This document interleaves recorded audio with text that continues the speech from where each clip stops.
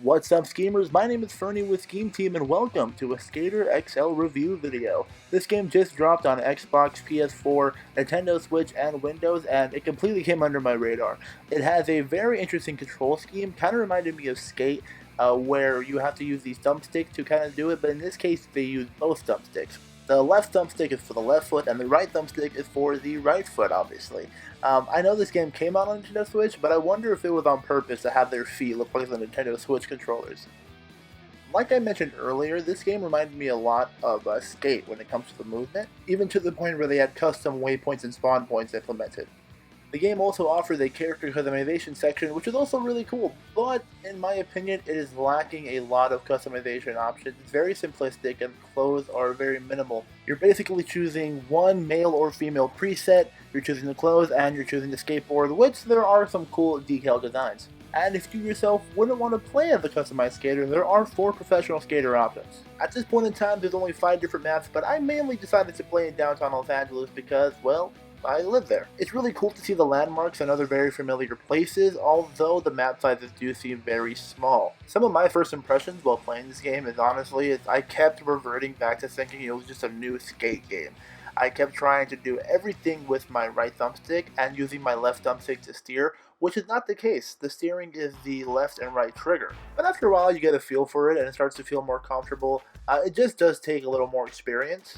And something I found completely annoying is that you can't get off your board, so getting up certain areas is kind of difficult because you have to find an area and sometimes you can't find it easily. One thing I didn't really like was, if you just noticed right there on the bottom left, I went to a switch stance almost accidentally, and that happens a lot in this game, and it's kind of really annoying to switch back because once you're in the switch stance you start doing some gross stuff like pushing Mongo, and your tricks have to be approached differently because your foots are in different positions, which inevitably led to me getting absolutely bodied. And you gotta be really careful because since controls are kind of weird to get used to right at the start, it's gonna lead you to some pretty hilarious ragdolls.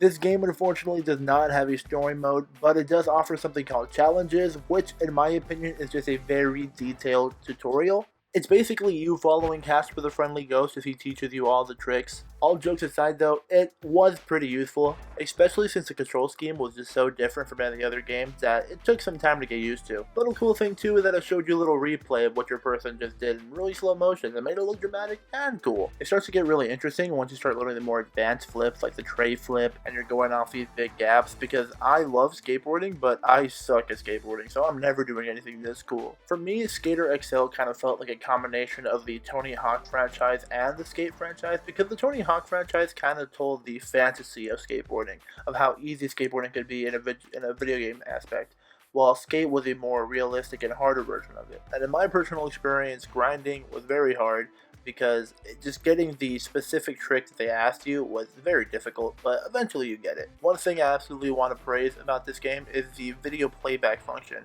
It's the ability to go backwards and forward so you can check out the tricks you just did. But this one has a lot of more customization. It adds keyframes, which was a huge thing because as an editor you use keyframes a lot, which gives you a lot of options where you can make cool stuff like this.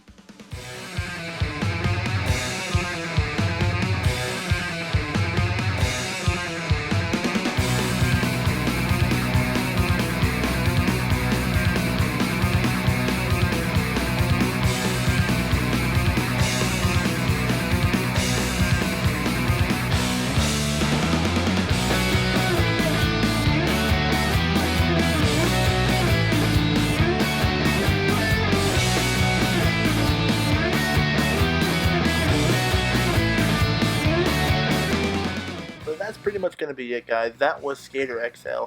In my opinion, I'm going to give this game probably about a 6 out of 10. It's a fun open world skateboarding game and I admire that, but I would have liked maybe a little more of a story aspect or have challenges that actually were more challenging and not just a tutorial. Well, that's pretty much it, guys. I hope you guys enjoyed it. Remember, it was just my opinions and it could totally be wrong and you can have your own. Let me know what you think of the game. Please consider subscribing. My name is Freddie from Scheme Team. See you guys next time.